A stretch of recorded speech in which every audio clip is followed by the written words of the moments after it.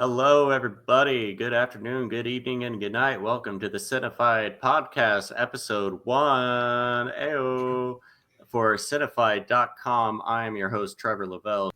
Today, we're talking about the new release from DC Warner Brothers Studio, Superman, directed by James Gunn, starring David Cornsweet, Rachel Brosnahan, and Nicholas Hoult, and a whole bunch of other pretty faces. Here we got our editor-in-chief of Cinefied.com, Connor. Then we got the writer for coverage on the film for Cinefied, Kevin. Then our other lovely writers of the site, John, Josh, and Dempsey. Hey guys, how are we feeling today? Woo! Great. Glad to be here. Super. Super. Super, man. All right. Kevin, what did you feel about Superman?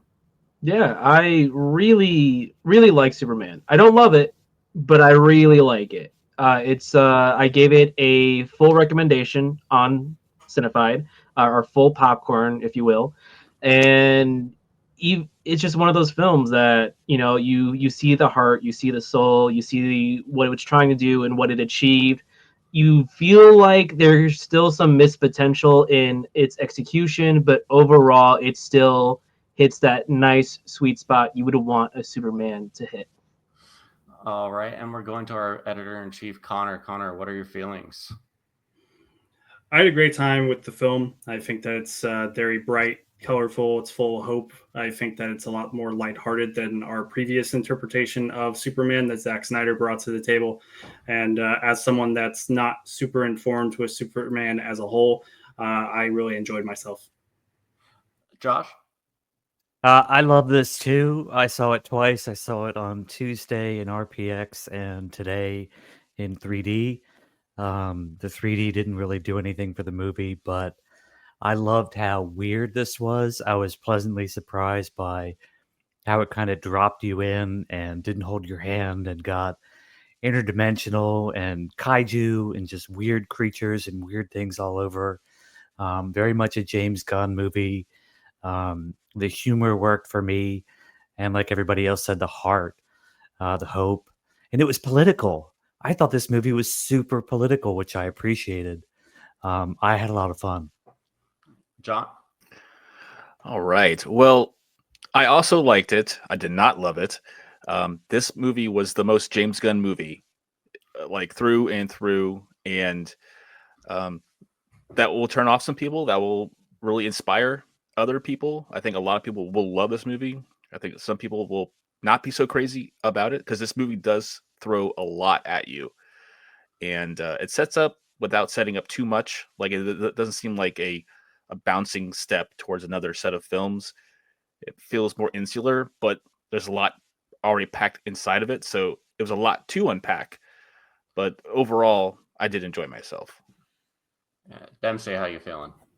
I agree with Kevin and John that I liked it a lot, like just short of loving it. And I especially agree with John with it being not the most James Gunn movie, but definitely like everything he's done before this has kind of prepared him to do this. But I don't think it's his best comic book movie. I agree with Josh that it's extremely political. And one other tidbit that I'll throw in there: this movie's super sexy.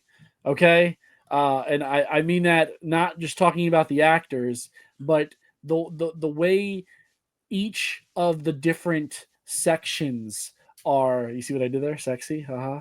Are set up because there is just it's not like it kind of breaks the mold of what a superhero film can be with like we're so used to the traditional linear narrative, but here one of the best comparisons that I think I saw is that it's just like a jumbled up bunch of episodes of like a show, and then they all kind of have like a common through line that is tied up at the end. And yeah, I like I said, liked it, just short of loving it. Right on, right on. I'm kind of falling in between right where like Kevin, John, and Dempsey you guys are. I liked it a lot. I think I also love it, but I'm not too sure yet. There are a lot of things that I wouldn't really say are exactly shortcomings. They're just kind of weird quirks that I feel like come along as kind of inherent baggage, kind of with this genre. But as Josh was pointing out, it's weird as with James Gunn, you're always gonna get this cosmic element nowadays, especially after the Guardians movies.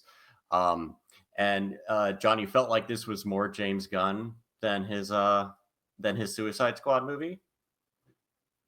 Yeah, like in a way, this is actually James Gunn's first true superhero film, if you really think about it. And I liked it because it's very James Gunn-esque. Like you could tell, like in almost an auteur level of filmmaking was brought to the table here, where I could look at this film like, oh, this has James Gunn's thumbprint all over it. And sometimes that vibes really well. Sometimes it's not so hot. And I think why that matters is, I feel this film was like he wasn't interested in setting up or doing an origin story again, which I do appreciate. And it felt like there was some with this cast, with this group of people in this universe that he's setting up, a lot is riding on this film to do well before it can springboard into the era of films from DC. And this film almost feels like an overcorrection from the Snyder cut of stuff. And sometimes I feel like that was some of the shortcomings that someone else had mentioned earlier. So it's open to interpretation. But I also feel like this setup, how this movie begins, it was like there's a movie or two that we were missing going into this film that didn't necessarily need to be origin stories, but like, a lot was riding on people going into this knowing who Superman was, who Lex Luthor was, what kryptonite does to Superman. A lot of these normal Superman lore types that maybe the casual viewer or casual person who's not really too familiar with Superman might not be familiar with. So, Dempsey, you wanted to say something? Yeah, no, that's a really great analysis on your end. And I want to say, us 6 adult men talking about it, it's not lost on the younger ones. I took my kids to see this earlier, and my son asked me in the middle of the movie, and then he asked me again. He said, "Dad, is this part 2? Are we missing something?" So it's definitely kind, and that's what I like about it the most, is that it respects the audience's intelligence to the point where it's like, you guys have seen Krypton, you guys have seen all that stuff before, okay? You don't need to see it. Like, let's just dive right into the action and who Superman is and what's going on and this version of the story that I'm going to tell. And like I said, I really enjoyed that part of it. And I just, one last thing I want to say about that particular aspect. It's hella risky, absolutely risky for a movie, as John said, has a lot riding on it. If this fails, they're going to have to do DCU part 2, because they used DCEU and they used DCU already, so they're gonna have to come up with something else. But I think that's kind of its biggest strength too, because it's so risky that it is totally unexpected and it grows on you in a lot of different ways. Josh, you want? On that note, is it too weird? I mean, personally, I loved it. I appreciated all of this. I also walked out going, our general audience is going to hate this. Are they going to get it? Are they going to like the politics? Are they going to appreciate not having their hand held? Or is it too quirky, too weird, too James Gunn? It hit for me so hard. I loved it, but I'm really curious to see if this has legs. Kevin, I know you want to say something, but actually, before I segue into you, I actually want to read something from the review you wrote for Cinefied. Perhaps kind of boiling down why I also think the movie is about. Then I'm going to ask you like kind of like a two-part question, if that's all right. At its core, this new take on Superman is an exaggerated metaphor of the struggle to be a kind person in a world where kindness is to be as a sign of weakness. Now, Josh, you were kind of pointing out the political kind of side of this too, along kind of with James Gunn's history with the internet, and also kind of a recent conversation of exactly what kind of like what upstanding for hope means, especially in a post-Snyder, post-Cavill Superman, but also what hope and kindness and good genuinely mean in this kind of world we're in. And so we have, I read this, I think it was Variety that posted this headline. It's like, Superman isn't political. We just have rich billionaires in power now. And I just thought that was like, it's so true. It doesn't feel like this movie's trying to be political, but it feels so culturally relevant for our time, surprisingly enough. So Kevin, with what you had said in your review, do you feel like this is a statement that we need to make with this let me rephrase that. Do you think the statement that James Gunn is saying with this reiteration of the character is effective and as relevant? So just to preface everyone, I feel like that's a small question with a giant answer. So I'm going to try to distill this as concise as possible. Oh, you're good. Yeah. First off, all art is political. Yes. Full stop. Like, all art is political, even if it's not trying to be, because art is a representation of the human experience. So when a writer is writing a story, the types of characters to choose, the settings they choose, the character arcs they choose, those are political statements in their own way. Even when it comes to whether or not your cast is diverse or not, that kind of shows the worldview of the director and the casting director. Even the choice to make a movie not political is in itself political, or mostly a right-wing statement. Now, that out of the way. No, so Superman is intentionally political. James Gunn is also like a very political storyteller. Now, but I do know that of the average person who goes to these movies, especially superhero movies, they don't register politics in movies as long as it keeps away from using certain buzzwords that they've been trained to react to. So Superman doesn't have that. It doesn't have those buzzwords where someone will point at it and be like, "This movie's so woke, I hate this." But when you distill it down to its details and you really just think about what it's trying to say and how it's the parallels that it has to the real world, it is a very political movie, and it's very nice. It's very more political than the average MCU movie, than the average superhero movie. It is about just as political as superhero comics are allowed to be. Maybe a little less so. I wanted something a more direct statement, but maybe that would itself have been too risky. But yeah, is it? I'm trying to remember the rest of the question, but I know in terms of the weirdness, I do think the weirdness is kind of a good reflection of how comic books work. Superhero comics in general are also just super weird because you got this guy that flies around, you got a guy dressed up like a bat that beats up people, like you got a dog with a cape on it, and just like, don't worry about it.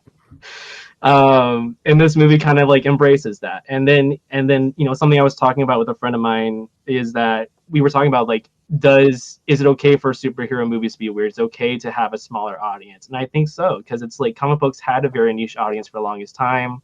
There was a push to get it more mainstream for everyone, but in that pursuit of making stories for everyone, you end up making stories for no one. Right. So when Superman kind of dials it back a little bit, makes it a more personal story, you can see James Gunn's personal journey in the film industry reflected in Superman's journey in this movie, where in the middle of the movie, there's an attempt to get Superman canceled, similar to how James Gunn there was an attempt to get James Gunn canceled. But yeah, hopefully that answered the question in the most efficient way possible. You got it, man. Dempsey, you want to say something? Yeah, no. See, this is why I like having discussions like this and listening to other people talk about the film, because you hear something and you're like, oh, I didn't see it that way. Now I kind of like the movie a little bit more. And Trevor, I believe you're the one that said it, like the movie in the context not only of James Gunn's personal political past, but as John said, the overcorrection from the Snyderverse. Like this movie is kind of it's not the answer to the Snyderverse, but it's almost the opposition to it, and shows like what the total polar opposite can be. Talk about like a movement that was so toxic that it was trending on Twitter for like all of the pandemic, that it was revealed that there were bad actors involved in, you know, trying to get the rest of the movies made, even though like it was dead already, and you know there was so much opposition to this movie being made in the first place. Like this movie is like Superman is the bright light, literally and figuratively, and is the bright light in this movie fighting toxicity.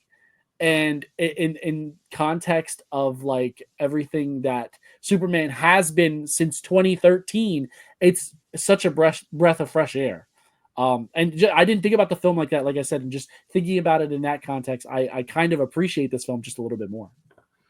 Josh, I'm going to get to you here in a second. We actually haven't had let Connor be able to speak his words for a second because we've been bouncing up for a lot of people. Connor, sorry to leave you out of the conversation there, but Let the boss man speak. Right? How did you think of the film?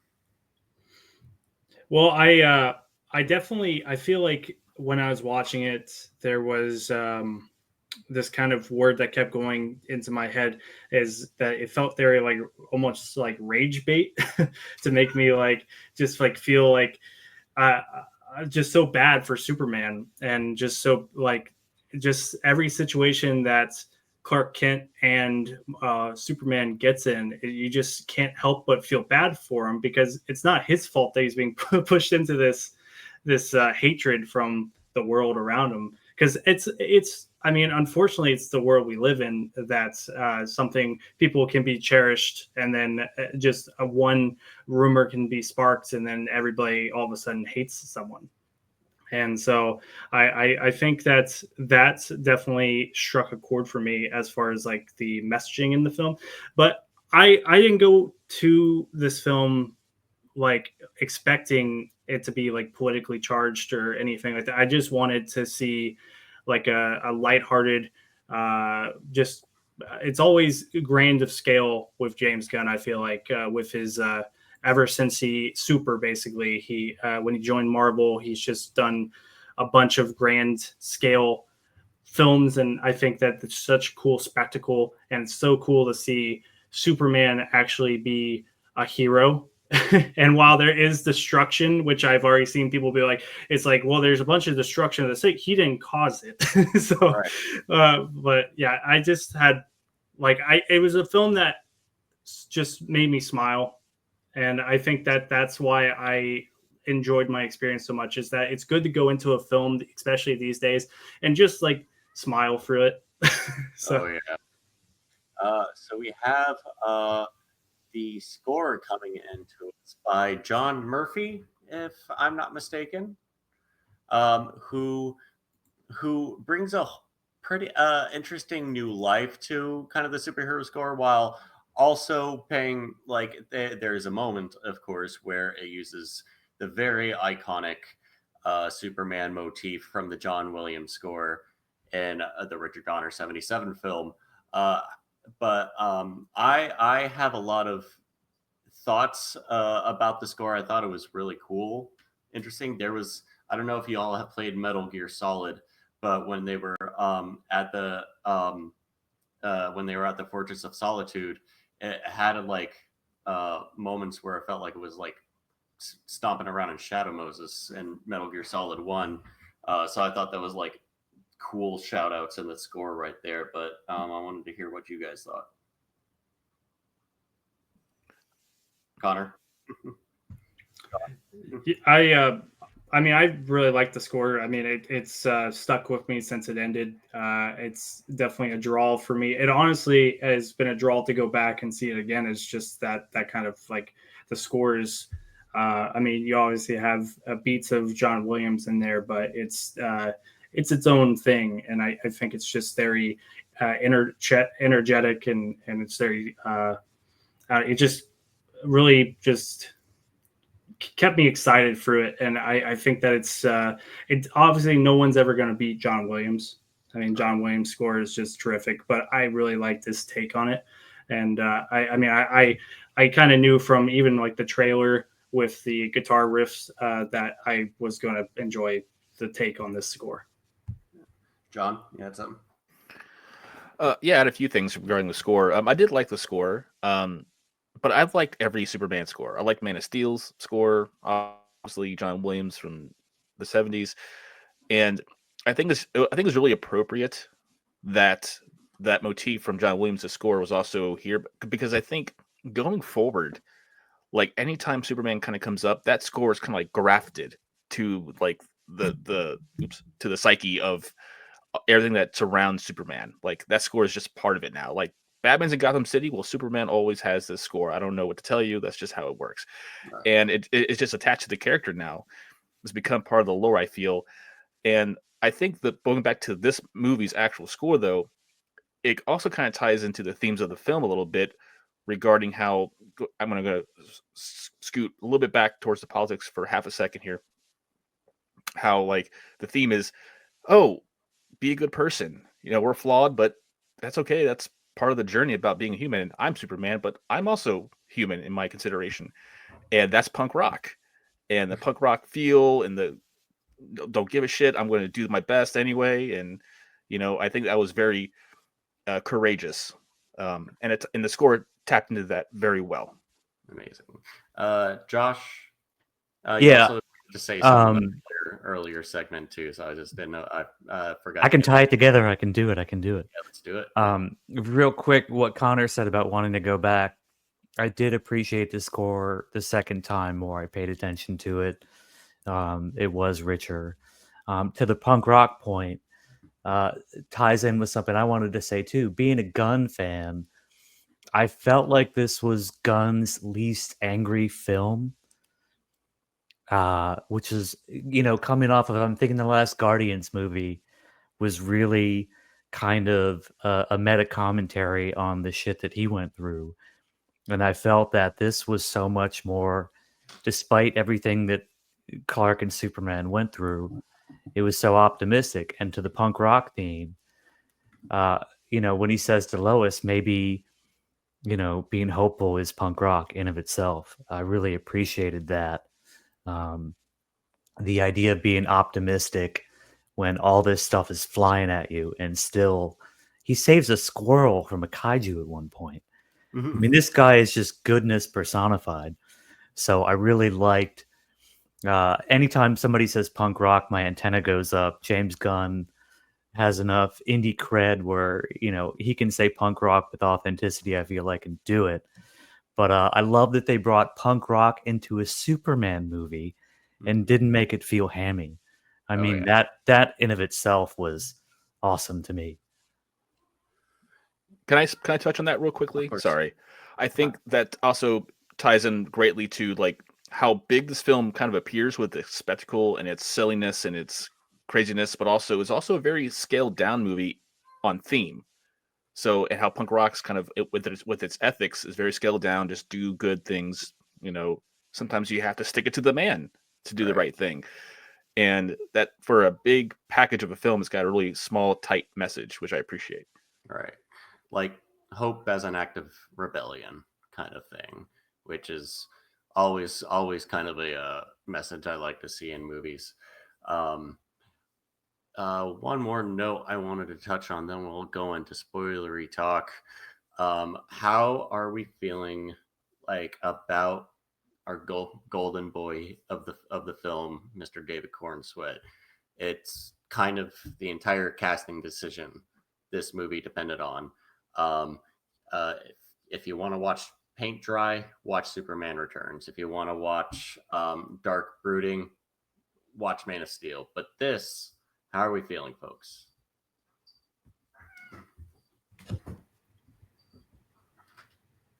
Well, sorry. Well, I'll start. I really liked David's portrayal of the character, as I've mentioned through social media and here slightly. I'm not the most in depth of knowledge when it comes to Superman. I've never seen the Christopher Reeves take.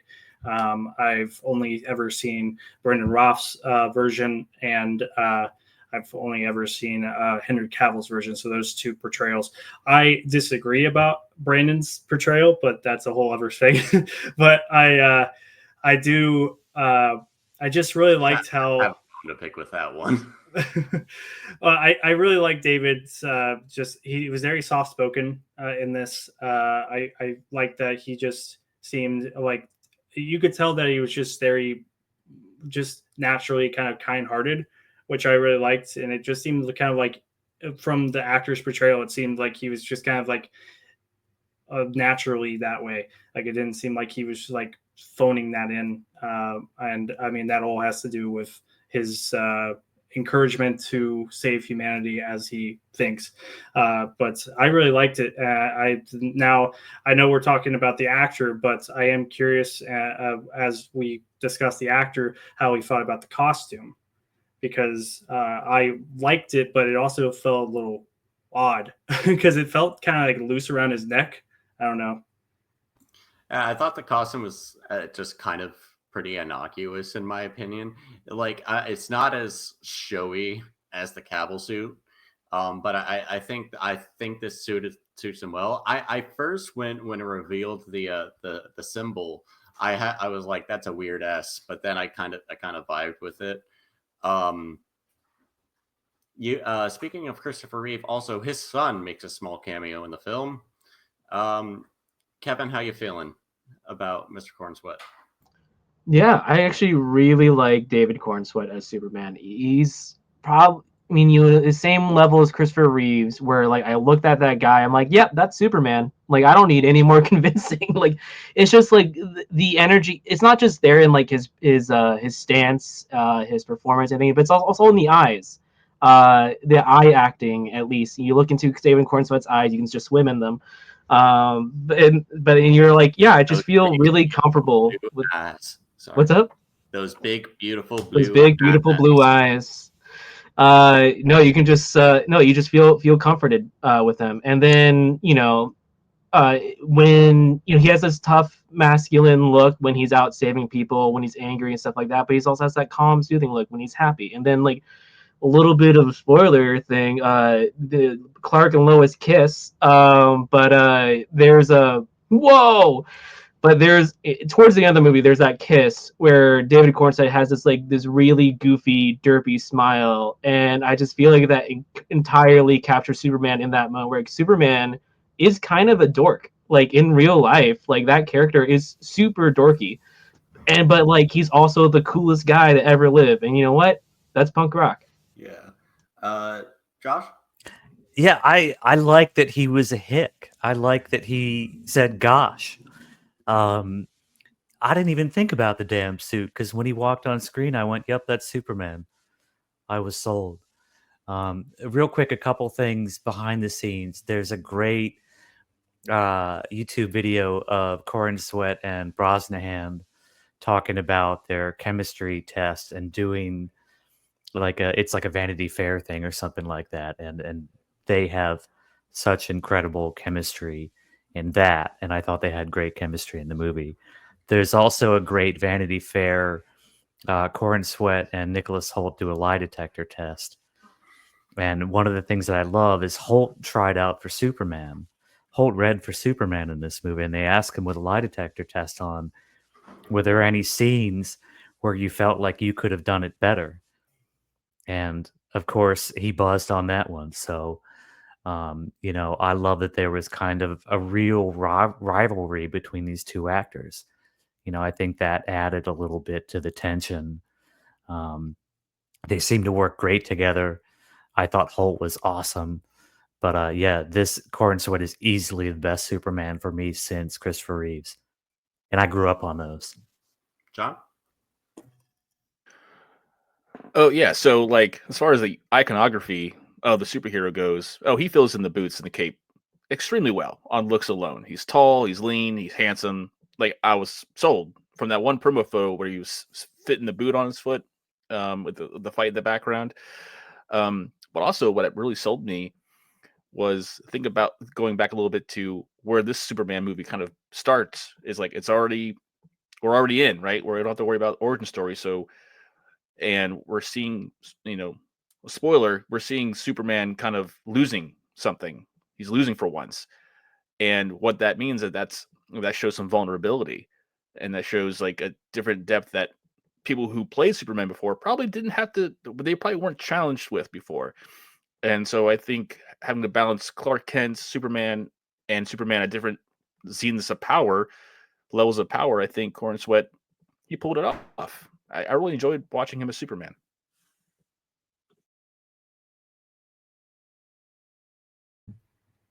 Dempsey, if you do want to go. Oh, sorry. I got so lost in the conversation. So just one thing.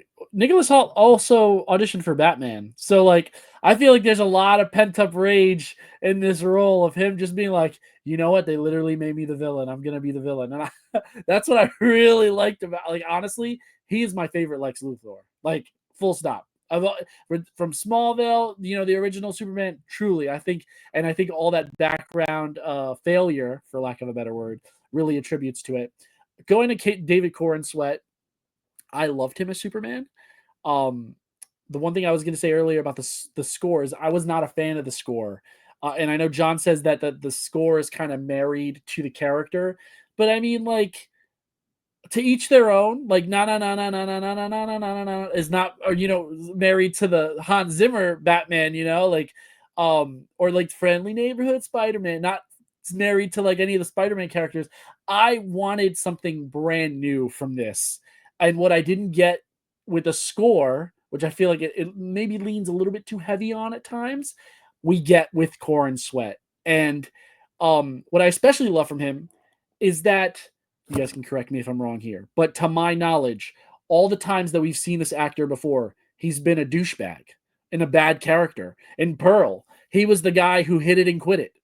In Twisters, he was literally the guy that was willing to sacrifice everybody to get, the data that they needed. Ended up with mud on his face. The last time I saw David Corn Sweat, he was like, oh man, I don't want to see that guy again. But to see him here in literally a different light as the film opens up with him getting all this sun on him, amazing. And it really shows his range. Like, I don't think, like, even after watching him in this role, I kind of find it hard to believe that he played those other characters in the first place. And I'm very excited to see what he does with this character going forward, and what he does after this, after the franchise, or like whatever other roles he gets because of the franchise, rather. So yeah, that's what I wanted to say. I loved his character. The only things that I had seen Corn Sweat in before was Twisters, which he got the news he was got the role for Superman while he was on the set for Twisters. I also saw him in an episode of the Ryan Murphy Show, Hollywood, where he played an up-and-coming background actor trying to make his buck in the town. I didn't really get into that show. He was good from what I saw of that show. But yes, I agree with all of you. It's a very vulnerable and sensitive portrayal, more so than the Reeve ones, to where I feel like the Reeve one were more quiet, closed off, and reserved, and this one feels like I'm actually open. It's actually Superman opening up to everybody and kind of laying himself down on the line for kind of a race of beings that he's grown to love and grown really accustomed to, and really just trying to find the purpose amongst them. And I think it's a really powerful message for anybody lost for and trying to find the kind of person who they're trying to be, in any kind of time of day. And we are getting pretty deep in discussion here. It is about time we roll into the spoilery talk. I feel like we have some really, really hot opinions, favorite scenes that we want to talk about, some things we didn't like about the movie, or let's fire it off. What we want to start with, Josh? We got some, John. The dog, man. So, I love this dog. I love that this was something that was James Gunn's entry point in the whole story. I love that the dog was kind of an asshole. This is a dog who no one bothered to train it, and we find out in the end why. right. But if you had a dog who wasn't given boundaries and wasn't trained and had this kind of unlimited power, it would be like this. And I loved this character. I loved how it came in and out. I thought this was wonderfully handled. This is such a cool character for me. And I've seen it twice. Every time I get home and I hug my dog harder every time I see it. I love it. Yeah, Gunn is a very, very Right. profound animal lover, and he's, I imagine, kind of crypto, kind of having the personality or speech pattern. Like if he had a voice, he'd be like Rocket Raccoon from Guardians. John, do we have? You said you had something you wanted to say. Guys, I'm just going to dive right in, and I'm going to be that guy. I hated the humor in this movie. It was so bad. But hear me out. Hear me out. Okay, fine. That's cool. But like the whole, oh, we're the Justice Gang. We're workshopping that. Like those jokes. Come on, we can do better than those jokes. My God. And almost every dramatic beat was undercut by a joke, except, thankfully, when Jonathan Kent and him were on the bench. That was a great scene that didn't get ruined by a stupid joke again. Because I was like, come on, guys, we're this is not 2008. We can do better than this. And for the most part, it really bummed me out. Some stuff was like kind of funny, and some stuff was kind of like they were trying too hard. And I think maybe I'm off like the frequency with James Gunn in a sense, because I know this is mostly his humor. That's how I felt about some of the Guardians films too.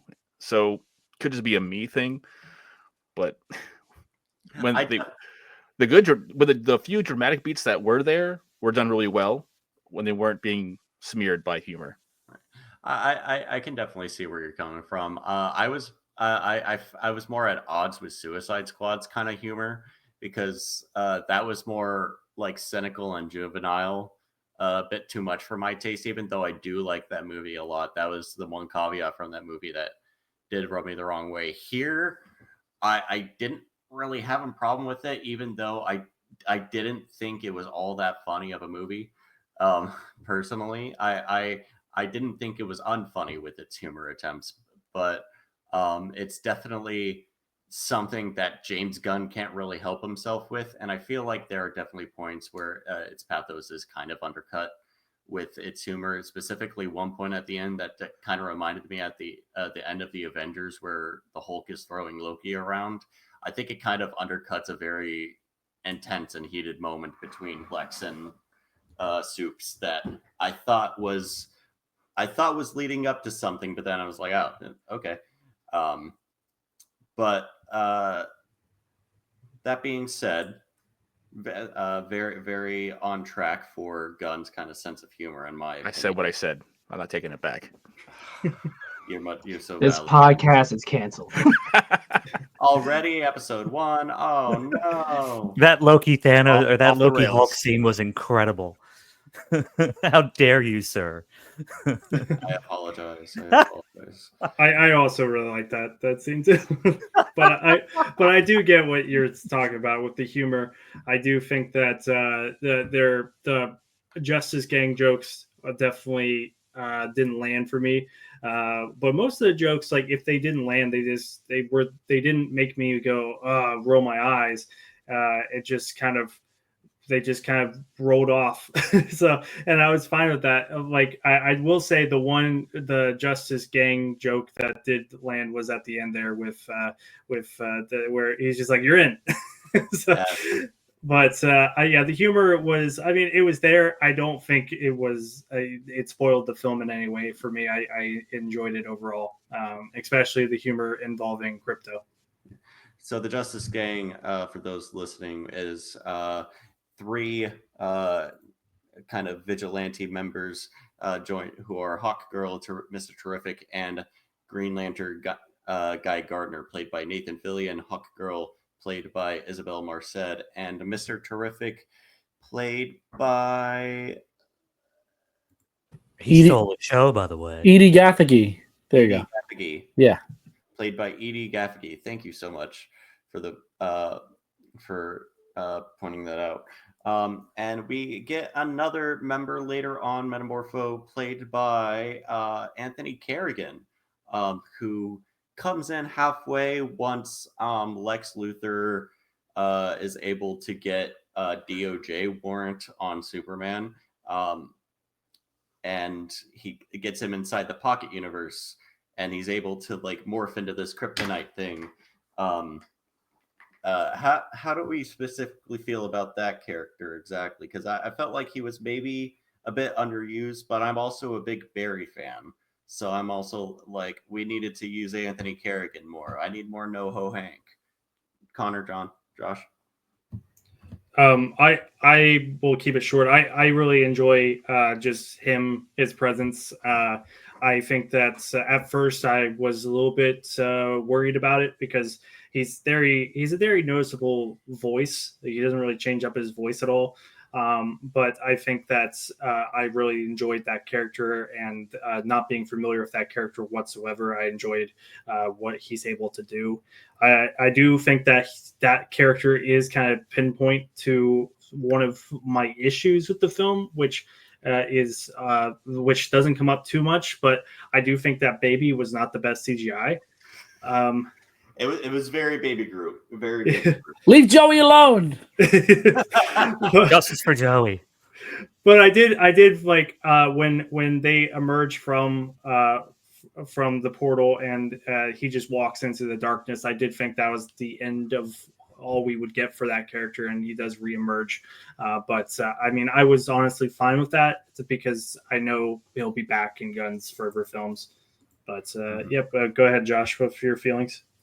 Real quick, that actor was also in a bunch of seasons of Gotham, so I thought it was cool that he had some past DC ties. What did he play in that? I think he was Victor Zsasz. Oh, I didn't know that. Anthony Kerrigan was Victor Zsasz? Correct. Yeah. Oh my gosh, that's amazing. Yeah. I got to check that show out. It's a fun show. And Like, real quick, I go know ahead. Cameron Monaghan is kind of like the Joker in that show too, but One of the weaker parts of the show, I thought. oh no. Yeah. Real quick on that note of these sort of side characters, the more I thought about this movie, the more I thought about James Gunn doing Guardians and the way he handles an ensemble so well. I thought he handled the ensemble pretty well in this.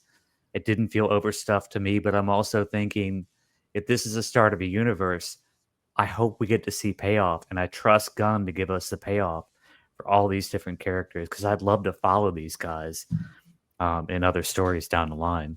Mr. Terrific especially was awesome. Oh yeah. Yeah. Dempsey, you got something? Yeah, so that was my kind of issue, actually. Like, I loved the ensemble in this, but the thing is, at some point we got to know what's real and what's not. Like, what counts from the past universe, what doesn't. Peacemaker shows up in this. Okay. To my knowledge, Jason Momoa is going to be in Supergirl, but as a totally different character. Like, is it going to turn out that everything we've seen before was like some sort of Elseworld? Was it a part of that Pocket universe? Maybe that's the way they kind of explain it. Rick Flag, who, if I'm not mistaken, Rick Flag Jr. had 2 G's in it, but the Rick Flag in this has one G in it.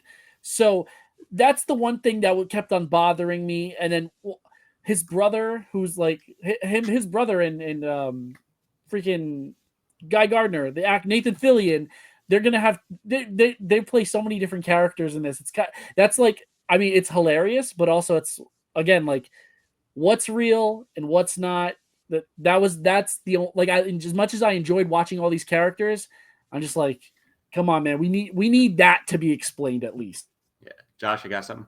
Real quick, I think they've said Peacemaker and Creature Commandos are the only things that count going forward.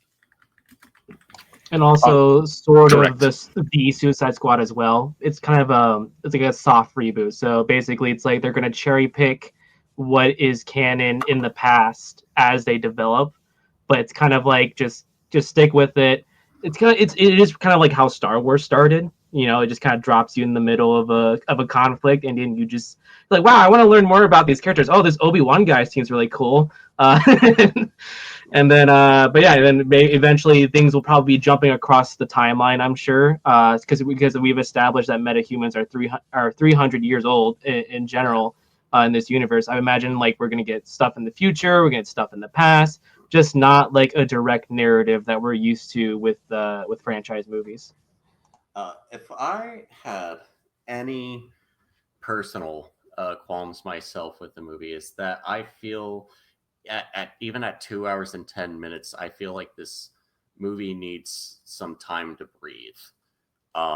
If it's a very busy movie, a lot is thrown at you, and it kind of knocks the wind out of you midway through. Like, there are so many things happening in the third act that I feel like the movie somewhat forgets about what's happening. Like, I was like, isn't that like something's happening on the other side of the world? Superman's catching a building, and I'm like, isn't the world kind of splitting apart right now? What's happening with that? And it just kind of has its minds on a lot of things, and these things are very, very compelling.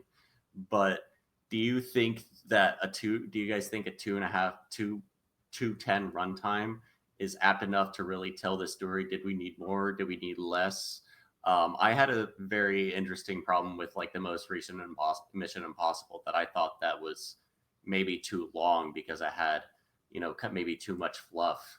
So maybe do you think that this is like an opposite kind of like situation, Kevin, John? I mean, I'm not going to talk about Mission Impossible because I love that movie, but I am going to talk about Superman. I do think that it goes by a little fast. And it's not, I don't think it's necessarily it needs to stretch one thing and shorten another thing. I think it's just more like once you get towards the climax, some things feel like a hat on top of a hat. So yeah, and then so in terms, I mean, like to kind of address the whole world splitting thing, it's only happening in Metropolis because there's that beach on the other side of the lake from Metropolis, and it's hitting Metropolis and going through it. So like it's not happening to the rest of the world just yet. So we can put that CinemaSin away somewhere else. I guess I didn't get the full picture of how it was happening. No, when I watched it a second time, I realized how close that beach was to Metropolis. That actually kind of felt silly that like they were getting away with so much stuff. Yeah. But yeah, but I think it's the Ultraman thing that's the one that throws me off, and a little bit of the Lex Luthor development as well. Because Nicholas Hoult is really great Lex Luthor. I do think his Luthor character is a little underdeveloped, a little underwritten. At least his motivation is a little too vague to feel compelling. And then the Ultraman situation, it just feels a little empty. Like he's there. That's a character that is there to be a physical threat for Superman for action sequences in the movie. So I understand why he's there, but he is a clone of Superman. And considering it's pretty much Bizarro. Yeah, well, yeah, more or less. Yeah, I wouldn't go that far, but like the thing, my main gripe is, or like something I think I could have been a bit more compelling. They like can keep the same plot elements. Is that Ultraman could have been an alternate universe version of Superman, because Superman's main arc in this story is about identity. He thought he was sent to Earth for one reason. It's actually for a different reason. His values are challenged, and a way to make those values feel more challenged, or at least make him feel more concrete with his own values and identity, is to face off against a version of himself that followed the original purpose he was sent to Earth for. And I think that would have added more interesting internal conflict. Mm-hmm. But then you get to a point where, okay, how does Superman stop that version of Superman without killing that Superman, so we don't end up with another Man of Steel situation? Right. So yeah, I mean, it's a little bit of a puzzle going on. I think it got a little too complicated for its own good plot wise, and then the climax is where that weaknesses start to show. I definitely agree with that. We got, by the way, fellas, this, for off the cut real quick, 10-minute warning. 10-minute warning, then we're cutting it off. So we have our Lois Lane in the movie, Rachel Brosnahan, who I know from the show Manhattan. I don't know who you all know her from. Miss Maisel? Yeah, I was going to say another show that starts with the letter M. Yeah, Marvelous Miss Maisel. So I haven't seen any of those. I just know her from like The Amateur that just came out. That's like all I know of her. Yeah, the one where she gets killed off screen. I forgot. Yeah, but she's in flashbacks. Yeah, I totally forgot. I saw The Amateur this year, and I already forgot about it. But so yeah, how are we feeling about the romance between Superman, Clark, and Lois? You know, I bought it. Interesting love triangle there. right? Challengers too. Luca win. I posted on Letterboxd that I think her look at times reminded me a lot of like Gail Weathers. Something just seemed kind of I don't know, just it didn't immediately call out like this is Lois Lane, but I enjoyed her performance and I liked the chemistry between the two. Josh? Yeah. I Well, bought I accidentally interrupted John. Sorry. Oh, oops. So, John? I wanted to talk about the point from before, but but it's fine. I'll jump on the Lois Lane thing now. You can connect the two, like John. I'll see if I can do that. Going back quickly, like yes, this movie is very, very messy. Tonally, you know, can you fit all this into a box of a different size? You know, kinda. I think if you want to expand it, great. If you want to truncate a little bit more or keep it as is and just kind of chop some stuff out and expand on more finer parts and tune them more sharply, that's also great too. I'm not going to be the guy that says, oh, it should have been this, that, XYZ. I think James Gunn's taking a big swing. You know, let him make some mistakes. It's okay. You know, he has a lot riding on his shoulders as a writer-director, as the CEO of DC right now. There's a lot of stuff in this movie, like going back to that dog and hitting Lex Luthor at the end. That dog was crushing Superman. Why was it not crushing a human being? That, you know, like it's a nitpick, 100%. But also, they were trying to suffocate Superman, and then he was on the moon in the mid-credit scene with no oxygen. Like, and that's fine. It's comic book stuff. Like, I get it. But also, like, there should be some consistency. And when there's not a strong sense of consistency, the stakes don't feel as earnest. And then we're tying it back to a really strong theme of like identity and doing the right thing. It's like you're kind of undercutting your own product in a way. Right. But I think to that point, Lois Lane is a good counterpoint to Superman because she holds him accountable. She asks him the tough questions because he's kind of in that interview scene. He's very dismissive, like, "Oh, I put that guy up against a cactus. It's not a big deal." And she's like, "Bro, that's called torture. What are you talking about? How do you know how much something's going to hurt somebody else? You're Superman, you know." And so there was a good, like, symmetry with the two of them and chemistry, and they balanced out pretty well. And I bought the romance, so I don't want to take everyone else's thunder, but that's my 2 cents on the Lois Lane stuff. Amazing, thank you. I totally bought her as Lois. I thought this was the best cinematic Lois we've gotten.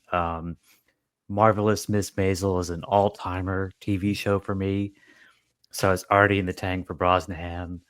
I'm a career journalist. She's the kind of pain in the ass, hard nose. I thought she nailed that stuff. So I was really bullish on her. I thought she did a fantastic job. And I thought when she was acting opposite Corn Sweat, she's acting opposite Superman and holding her own. She never felt intimidated, which is a total Lois thing to do. Lois Lane would never shrink to anybody, and I thought that was great. Last thing we'll talk about for the spoiler section, then we'll wrap up this episode after we give our ratings on the film. So obviously Clark Kent and Superman are one of the same, but they are one is Superman, Kal-El, the son of Krypton, and the other is Clark Kent, farm boy from Kansas. Do you think this movie kind of goes out of its way to kind of show the difference or similarities between the two, or do you think it's saying how the two are pretty much the same person? You can't have Clark Kent without Superman, and you can't have Superman without Clark Kent, sort of deal. Kevin, Dempsey. Kevin could go first. I want to hear his thoughts since he wrote the review. Oh, fair enough. So yeah, I mean it's a great interesting question. I do think since this movie is such about identity and Superman trying to find his own identity, there is the beginning of the movie is him he goes to his fortress. His robots put on footage of his space parents, and he finds it soothing. And then he has a conversation with the parents, and then he kind of brushes them off in the phone call. So it's kind of like, yeah. So that leaning into the theme of identity, like that is Clark Kent / Superman trying to appeal more to his own Superman identity, his Kryptonian identity, his heritage, and whatnot. So that's where he's like, and then kind of bouncing back a little bit to what we're talking about. This is not a traditional origin story, but it does play as an emotional origin story, because up until this point, Superman / Clark / Kal-El has gotten what they wanted. They got powers. They've been able to use it for good. They got a superhero identity and everything. Everything's going great. Everyone loves him. He loses his first fight. He's starting to he realizes that he's on Earth for a different reason. And this is all explored to the point where when the movie ends, again, he's being played footage of his parents to soothe him, but this time it's his Earth parents. So now he's adopting his home identity. It's something that Superman Returns tried to tackle, but didn't quite get there. Where there's actually like the only fake identity for Superman is the Clark Kent that goes to the Daily Bugle. The Clark Kent at home, well, I mean, also Superman technically was his fake identity as well. His real identity is the Clark Kent from Smallville, the one that his parents know, the ones that his friends and family knows, the one that has just a lot of baggage really in his ancestry and upbringing, but he still chooses to embrace all of it and fight for a better future.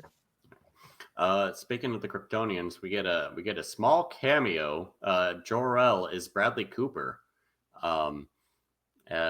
which I expected maybe a bigger splash than it made. However, that's beside the point. Dempsey, what did you have to say about the whole themes about identity and Clark Kent and Superman? I'll try to make this really quick. I think that the Clark Kent thing it's well done, but it's downplayed, and I think that also goes hand in hand with what it's done intentionally to go hand in hand with what I said earlier, that James Gunn knows that we know who Clark Kent is. I think that the real exploration of identity here is not so much Superman and Clark Kent, but rather Superman and real life immigrants, and that's what plays into like the political side of the film. That one little great monologue that he has, which I wish was a little bit longer, when he's talking to Lex Luthor at the end about I maybe not be from here, but that doesn't make me not human. Right. Like that is the real identity talking point of this film. That's what I wanted to say. Yeah. And before we wrap it up, I wanted to bring up a little scene where Clark Kent and Lois are speaking, and she's interviewing him as Superman. And it's kind of revealed that she already knows that Superman is Clark Kent and vice versa.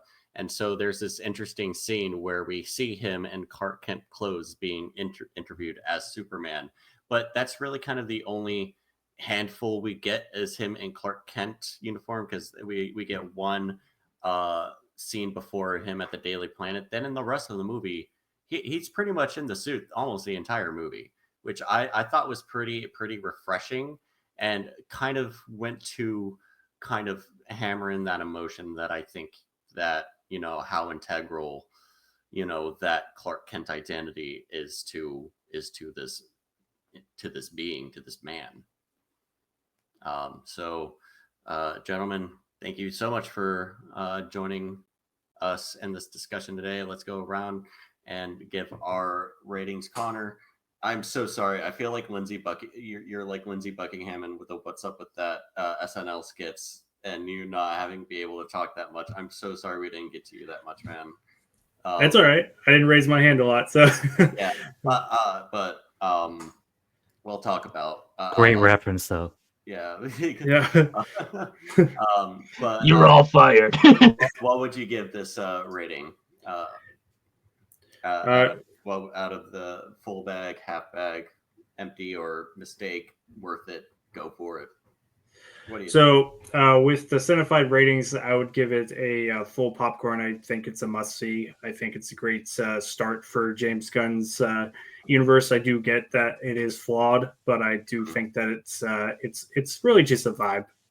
So, and I'm for the change from total bleak darkness. I'm not saying I disliked those films that Snyder did, but I do like that this is just a change, and I think it's refreshing, and I'm looking forward to what's next. Same here. Yes, very, very busy, very exhausting movie. I think James Gunn really gets it here, though. I'm also going with the full bag. Kevin? Yeah, I mean, like I watched it twice, and my review is the same, even same the second time. Like it's a must see from me, a full popcorn. And if anyone wants to know what happens next, what Supergirl is going to be about, highly recommend reading Supergirl: Woman of Tomorrow, written by Tom King. Legitimately one of the best modern superhero stories told. Josh? Yeah, it's a must for me too. I was absolutely giddy the first time. I loved it the second time. It fell just a little bit for me, Mm-hmm. but I still think this is a super strong movie. I could not have liked it more. John? It's also going to get a full bag for me as well. Listen, there's a lot riding on this film. It comes in with confidence. It's got swagger. It's punk rock. It doesn't give a shit, and I think that's important because, like, it could have been a safe. It could have been uh, uh, predictable, and that would have been so boring. We've seen that Superman already, and James Gunn brought us something completely different. Mm-hmm. I was surprised. I enjoyed it. It wasn't perfect, but who wants perfect anyway? Right. And Dempsey. All right. Took a little bit of a slow start, but I'm going to agree with the rest of you guys. It's going to be a full popcorn for me, but not full all the way to the top, okay? Because, it's not perfect. But I was busy Googling while you guys are talking how many kernels fit in the average bag of microwave popcorn, and they say 300. So this film is like maybe 275 Right. kernels. Like you knocked a little bit. You spilled. Yeah, just a little. I took some out before I threw it in the microwave. But no, it's a very good film. Not James Gunn's best superhero film, but definitely a great superhero film. Amazing. Yeah, Dempsey, you just left enough room to add some candy to it, so it is still a full bag. You got me. Yeah, just spilled a little off while you were going to your seat. But thank you guys so much. This was a wonderful conversation. Superman out now, directed by James Gunn, starring David Cornsweet, Rachel Brosnahan, and Nicholas Hoult. Go see it. It gets all recommendation from 6 of us. All right. Goodbye, everybody. Goodbye.